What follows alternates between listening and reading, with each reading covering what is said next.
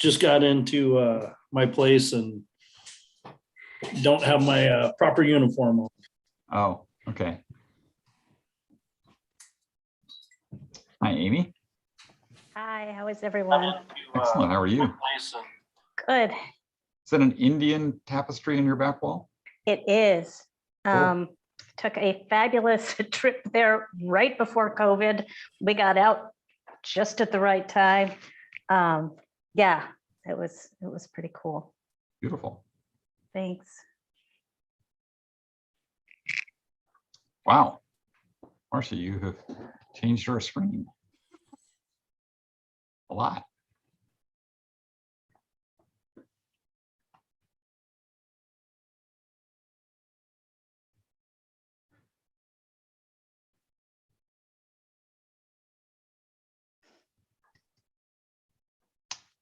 Let's see.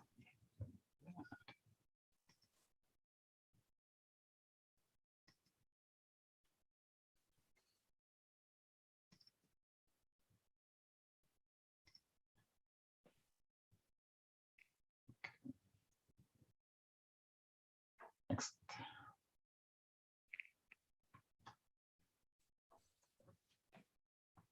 Where did it go?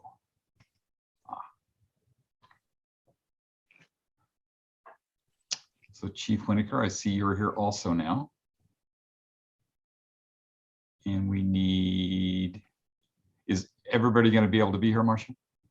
To my knowledge, everyone should be here tonight. Great.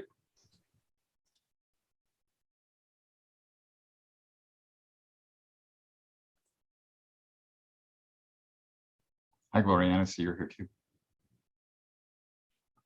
Hello. Yes.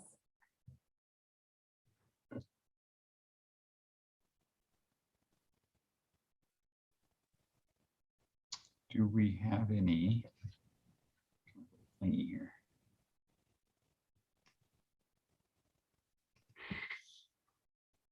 Oh, there. Oop, oop, oop.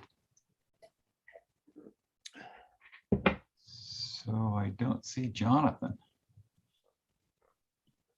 He had a conflict, so you have me instead tonight.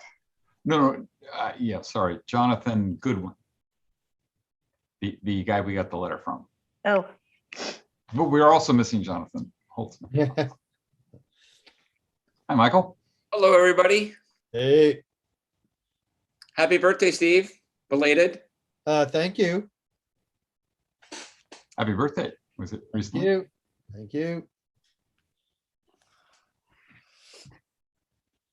I think Director Bates is on duty Oh, okay. today. So, well, it's almost 7 o'clock. Oh, we do have an attendee. Jonathan, there you go. Okay, I now guess- it's 7 o'clock. So I'll call the meeting to order. Welcome to the Moraga-Orinda Fire District Special Board Meeting, December 8th, 2021, 7 p.m. open session. There will not be a closed session, and we will begin now. So, Marcia, do you want to have a roll call for us, please? Director Bates is absent. Director Danziger, Here. Director Donner, Here. Director Jex, Here. President Jorgens. Here. Okay, the gang is all here, almost all here. The first item is item 2, open for public comment for items not on the agenda. We do not have any hands. Oh, we have one hand raised. Okay, if it's for an item that's Jonathan, not on the agenda, that's great. Jonathan Goodwin. Welcome, Jonathan. Is this a, we got your letter. Is this for things that are not on the agenda or things that are on the agenda? After 20 years, President Jorgens, I think I know the difference. This is not on the agenda. Two concerns. One is, although they're not lengthy. One is we had a medical call here in Canyon a while back, and the response was apparently there was difficulty finding the address. to the point where it was reported. I mean, it's all I know is from secondhand reports that there were 2 or 3 BRTs out there. Of course, most people don't know the difference between a truck, an engine, and an ambulance that seemed lost. And I personally invested a lot of time in trying to overpass almost 20 years, trying to get the district a little more familiar with things, including encouraging area familiarization, relatively recently, and so on and so on. So, as I say, I don't really know what happened, but I would like to know what happened, and more particularly, what might be learned from that event and action taken subsequent. The second thing is I happened to run into an old acquaintance, not quite forgot, who, among other things, told me that his neighborhood became a Firewise community, and for that they got 3 things: a beautiful sign, a letter to wave in the face of their insurance broker, and a mound of information about how to make their houses safer. And I think that's nice, and that's more public education that they would have had otherwise. But of course, Firewise is supposed to do more than that. So my question is, over the time that the district has been involved with Firewise, what have been the lessons learned in terms of moving new neighborhoods from this early stage to a latter stage of actually getting work done? I mean, and I realize that it's not easy for any agency to work with neighborhoods and so on. I mean, it's a challenging affair. But I would like to know what has been learned in the interim. Thank you. Okay, thank you, Jonathan. So, Marcia, is there any more public comment? We do not have any other public comment. Okay, so I will close the public comment period. Then we have a special agenda item 3.1, adopt resolution 21.20, authorizing the execution of the California Department of Forestry and Fire Protection Tunnel East Bay Hills Fuel Break Grant in the amount of $6,380,563. Authorize the establishment of a Tunnel East Bay Hills Fuel Break Special Revenue Fund. Authorize FY 2022 Tunnel East Bay Hills Fuel Special Revenue Fund revenue budget adjustment increase in the amount of $6,380,563. Authorize FY 2022 Tunnel East Bay Fuel Break Special Revenue Fund expenditure budget adjustment increase in the amount of $5,696,931, and authorize establishment of project coordinator position at a pay rate of $62.50 per hour, and authorize the establishment of an assistant coordinator position with a pay rate of $37.50 per hour. Good evening, directors. In May of 2021, Mofd submitted 2 grants to CAL FIRE's California Climate Investments CCI Fire Prevention Grant Program for consideration. Through the CCI Fire Prevention Grant Program, CAL FIRE aims to reduce the risk of wildland fires to habitable structures and communities while maximizing carbon sequestration in healthy wildland habitats and minimizing the uncontrolled release of emissions emitted by wildfire. Qualifying projects include those related to hazardous fuel reduction and removal of dead, dying, or diseased trees, fire prevention planning, and fire prevention education. September 8th, 2021, staff received notification that the Mofd Tunnel East Bay Hills Fuel Break Grant was awarded in the amount of $6,380,563. The grant includes an administrative fee and 2 limited term support positions. Staff will carry out the Tunnel East Bay Hills Fuel Break project in coordination with Mofd's ongoing community education and outreach efforts to aggressively reduce the risk of wildfire in the region. Working in a collaborative effort with Mofd staff, neighboring agencies, HOAs, and community members, the project will result in the following outcomes: reduction of biomass of woody and vegetative material available for combustion, significant reduction in the probability of uncontrolled wildfires from starting or entering the East Bay Hills, will increase the effectiveness of defensible space surrounding residential structures in the East Bay Hills area. It will decrease the amount of woody and vegetative material that is available for conversion to greenhouse gases by unplanned combustion processes, and provide for a safer community. With regard to details, the Tunnel East Bay Hills Fuel Break will significantly reduce the threat of uncontrolled wildfire and associated greenhouse gases, as stated above. The desired result is to restore fuel loading to more natural levels that can be maintained by the periodic introduction of prescribed fire. A map of the fuel break is included as attachment B on page 37. For financial details, the budget approved by CAL FIRE allows the district to charge a 12% administrative fee. The CAL FIRE approved project budget is listed below for a total of $6,385,063. As discussed previously, this has been a collaborative process with a number of agencies, but really specifically, we would like to mention the support CAL FIRE SCU, the unit chief, Jake Hess, Mike Marcucci, the deputy chief, and specifically the unit forester, Ed Ori, who was instrumental in walking us through this process. As the directors know from our previous grants, CAL FIRE grants are granted in accordance with a number of elements that are outside of our control, and one deviates from those at their own. It's been critical in the development of this grant that we had people with that insider expertise at CAL FIRE who could guide us through the process and help us avoid some of the pitfalls of things that the agency simply will not approve with regard to grants. With regard to the map, one of the things I would like to point out as you look at the map is the last time we executed a similar project in the form of the North Orinda Shaded Fuel Break, as one of the governor's 35 priority projects in that year, it included a CEQA waiver. That was not granted on this round of CCI, so that any work we are doing in an area that does not have an existing habitat management plan or habitat conservation plan will require a CEQA review and either a negative declaration or a categorical exemption.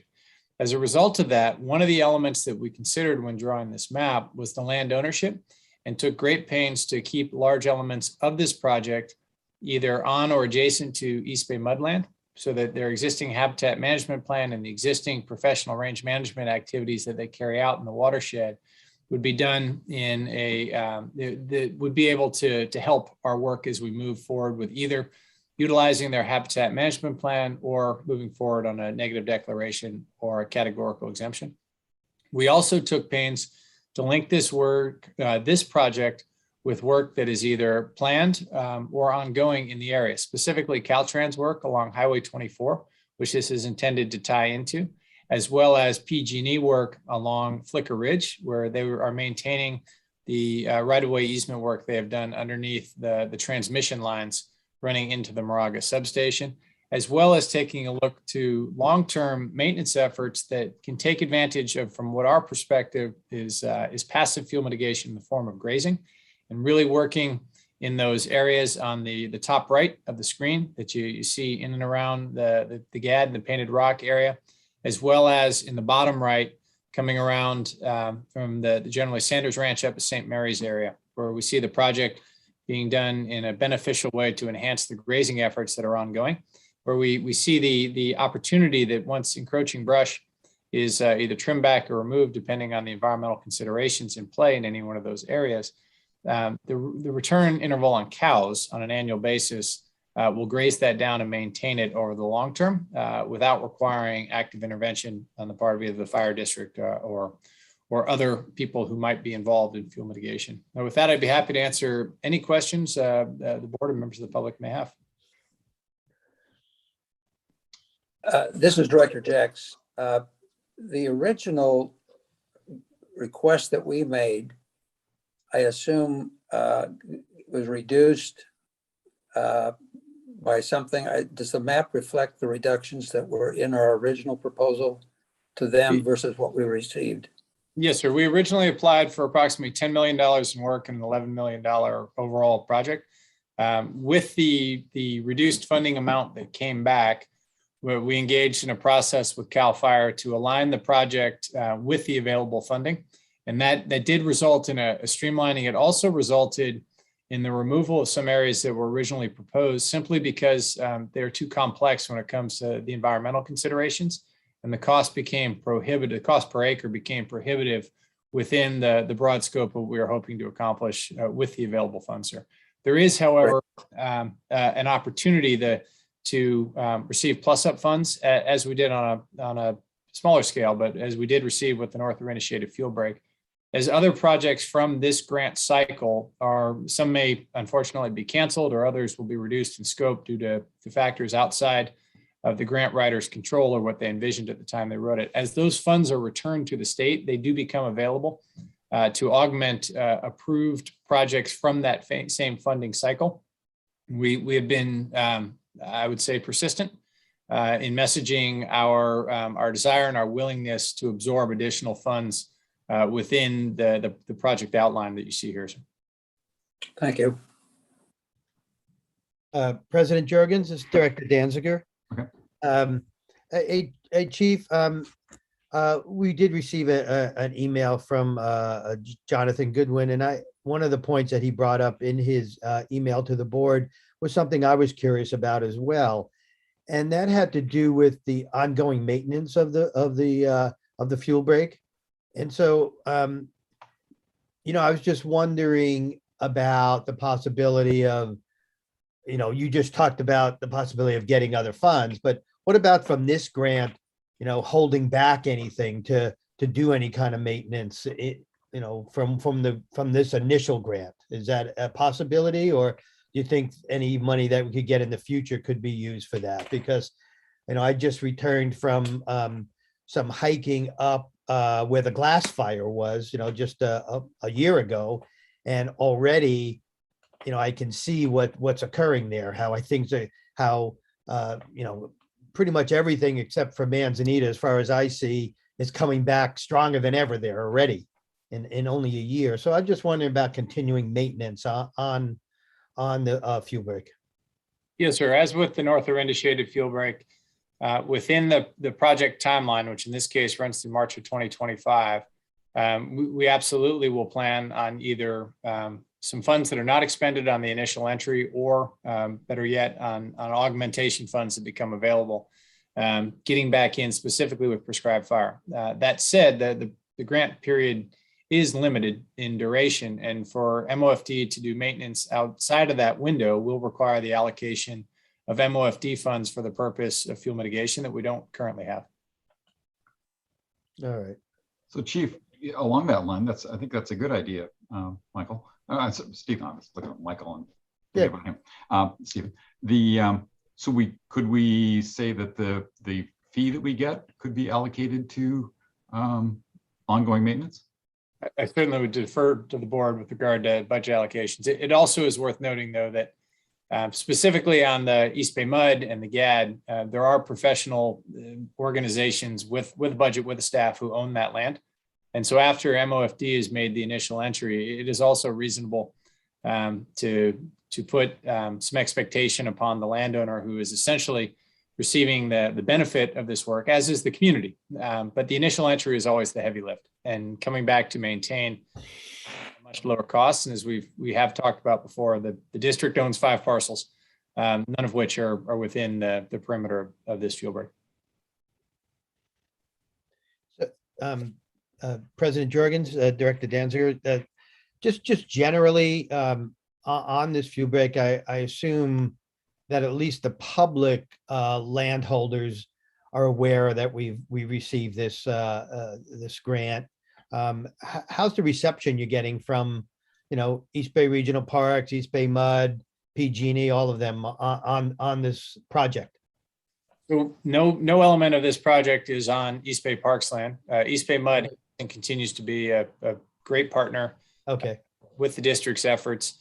The GAD, specifically the town of Moraga, has been very cooperative with our efforts to extend this project up their lands, and then St. Mary's and the John Muir Land Trust have and continue to be excellent partners in this regard.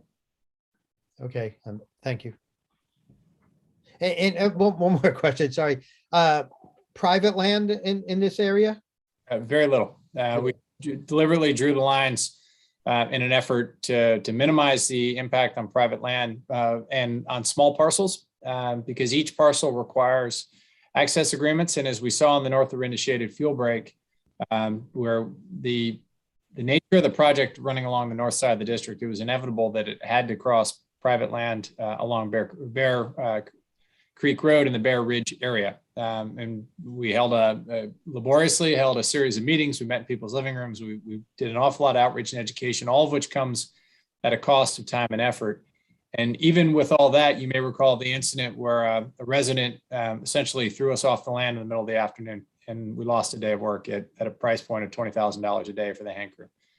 So we try very, very hard on these projects to stay off small private parcels, to stay away from parcels that do not have professional management, And at all costs, stay away from homes and structures, because we have had several incidents where, having had all the appropriate agreements and access, so forth in advance, a resident exercised essentially the right of veto midstream or midday, which results in that work being disrupted and those resources being wasted for the remainder of the day or the subsequent days that were planned there.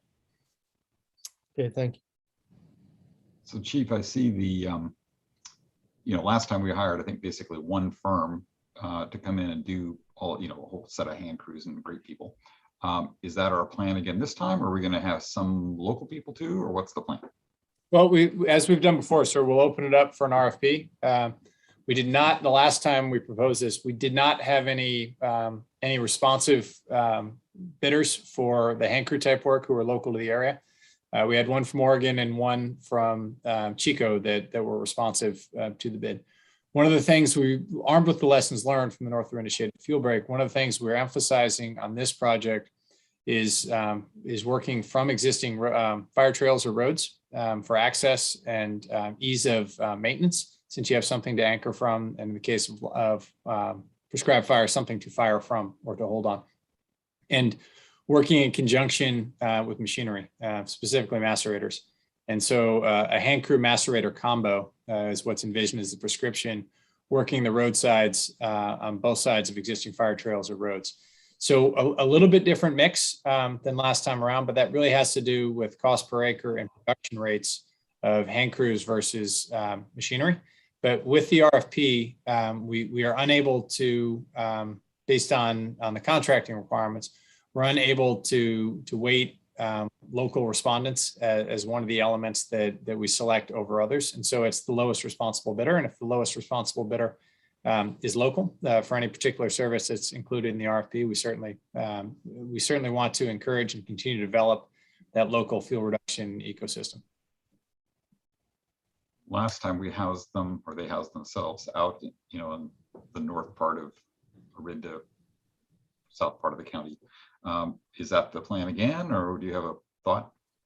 Well, different location because of the that area is not proximal to the work site, and given the requirements to move relatively large numbers of people and equipment at the beginning and end of every day, we were worried about the impact on local traffic that our folks could be having, as well as worried about the loss in efficiency as they traveled to and from the work site every day. We are in active talks with PG&E with regard to accessing PG&E owned property in proximity to the Moraga substation as a similar base of operations, if you will, to what we used the Russell Preserve, the Russell Research Center for on the North Orinda Shaded Fuel Break. Depending on the contractor, it's unclear. Obviously, we have not had approval, so we haven't opened the RFP. It would depend on the contractor whether or not they would be seeking a location where they can get down the workers during off hours. Okay. Any other questions for the chief from the board? Then I'll open it up to the public. I have a number of questions on terms of billing and processing, but we can wait on those if you want to deal with those all at the same time. Oh, same time meeting in this meeting. In the documents we had are furnished in the agreement, the frequency of billing, the issues that were raised, and I think indicating that there's a possibility of it asking for advance funds before costs are incurred. Yes, sir. There is requesting advance funds, though. However, that does require a significant justification and imposes a significant administrative cost on the district. Certainly, if it is the board's pleasure that we do so, we will. However, we do have the ability to submit bills on a monthly basis, and the state has significantly reduced the lag time between submission of bill and payment received. So just with regard to reducing the impact on the administrative impact on staff, my recommendation would be that the district fronts the expenses and we bill on a monthly basis. That is my recommendation, sir. Okay. The issue is for the regards to the incurrence. Looking at the charts that were in there, I would assume based on what we see in the first 12 months, most of the large expenditure will be incurred in that period.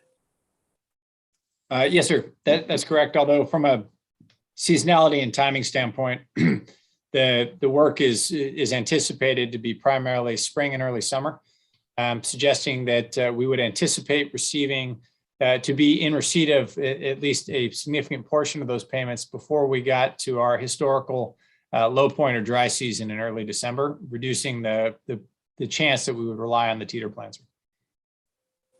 Okay, yeah, that was the one thing, and I certainly wouldn't hold up getting a forecast in terms of the incurrence, anticipated incurrence, billing and collection activity, and the impact on our own funding.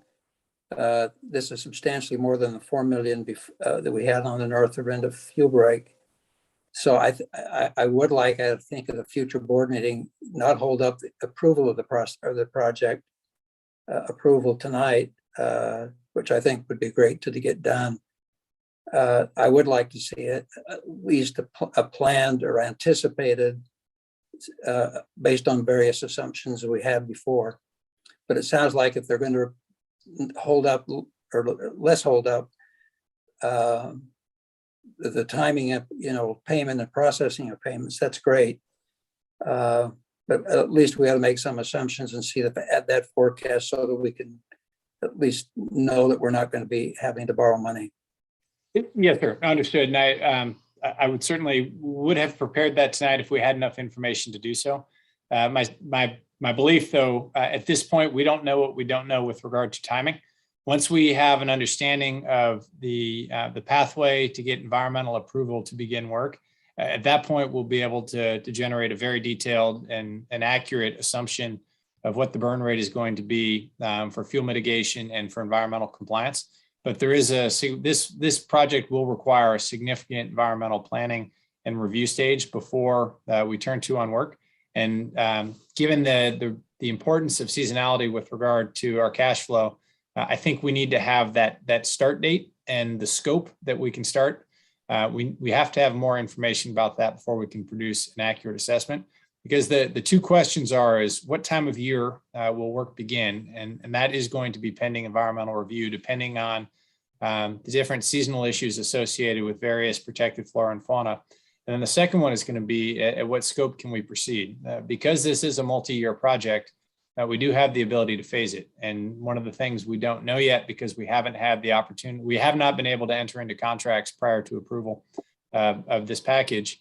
One of the first reports back that we will get from the environmental consultant who will be doing the overview is whether or not we'll be able to proceed on a mass scale, or whether it will make sense for this to move section by section, which may spread the work out over several years, in which case, obviously, the drawdown rate would actually be significantly less than the North Orinda shaded fuel break if this became a multi-year project, as far as a quarter-to-quarter drawdown. I'm fine with waiting until we have the information to make the forecast. So I just thought we should do that at least when we have the information. Yes, sir. Understood. Any other questions for the chief on the board? Okay, Marcia, it looks like we have one question from the public, so I'll put it up to public comment. Jonathan Goodwin. Welcome again, Jonathan. Thank you. I asked two questions earlier. I got no response. It seems to be a capricious policy based on history decided for tonight. I think the district's reluctance or refusal to give information like that does not reflect well on the district. And I would like somebody at some point to tell me what the proper policy for getting answers to questions like that is. Following on Director Jex, I'm glad that he's interested in the financial aspect of this. I really wish one of you was interested in the planning of not of the grant, but of the whole thing. My concern is the board is being dazzled by the grants and you're missing your real job, which is to prevent people from being killed in the district by wildfire. Now, these grants obviously assist in that. They are not central, in my opinion. If one of these areas lit up, it would light up.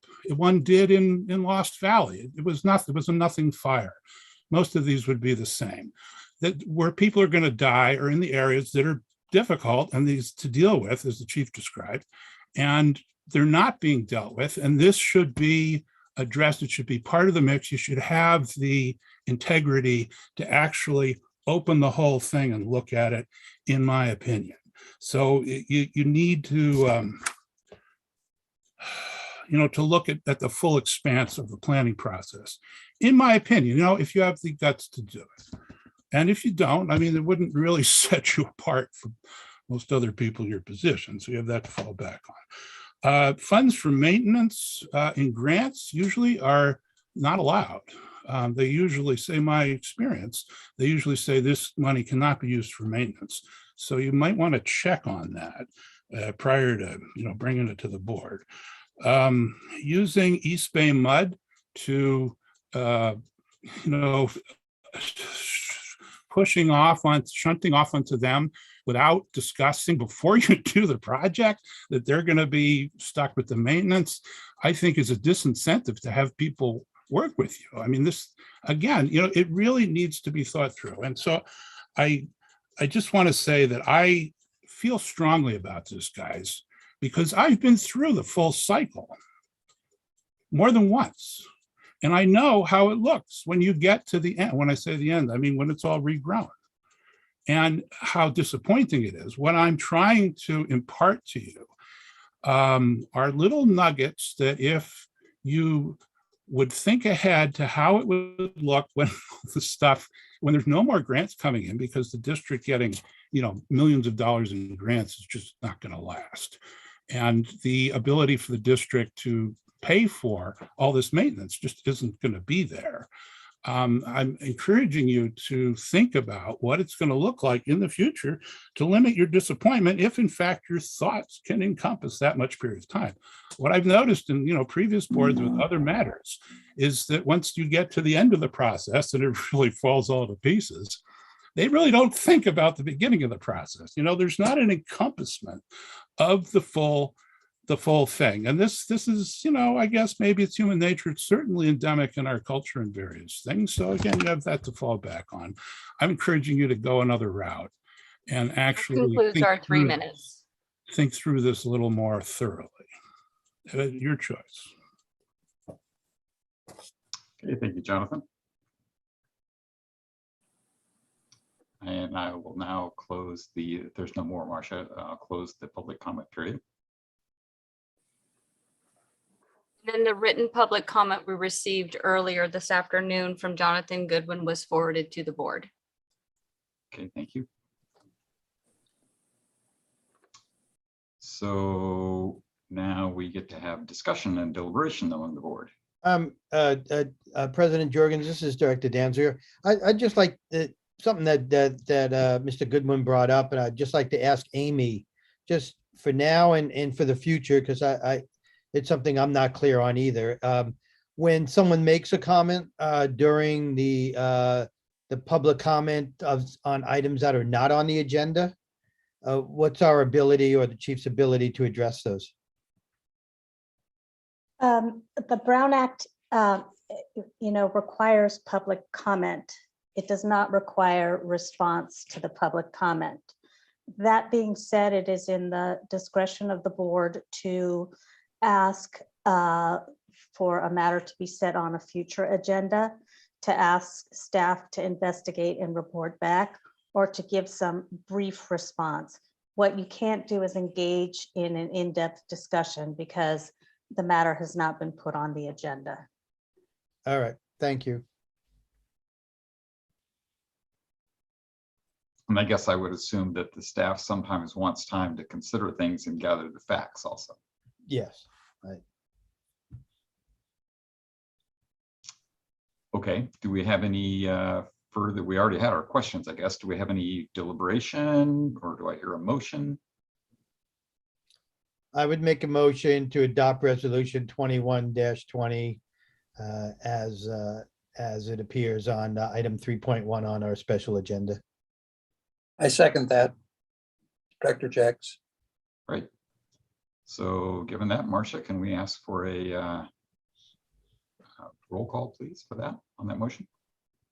Director Danziger, Aye. Director Donner, You're on mute, Michael. Aye. Director Jex, Aye. President Jorgens. Aye. So the matter passes. Thank you. Congratulations, Chief Winokur and Fire Marshal Isaacs and the rest of the team that applied for all of this. This is, I think, a great opportunity for our district. I think, anytime we can get money from others to help reduce our fuel load, and hopefully in the future we can also figure out how to maintain things. I think that's terrific. So we'll look forward to spending the money efficiently and wisely as you did last time. So I guess the next item on the agenda would be Adjournment. Adjournment. I guess we don't have to ask about, since it's a special board meeting, we don't have to ask them anything else. So do I hear a motion to adjourn? I move we adjourn. I'll second. Marcia? Director Danziger, Aye. Director Donner, Aye. Director Jex, Aye. President Jorgens. Aye. Happy So holidays, holidays, everybody. everyone. Bye. Thank you. Ho, ho, ho.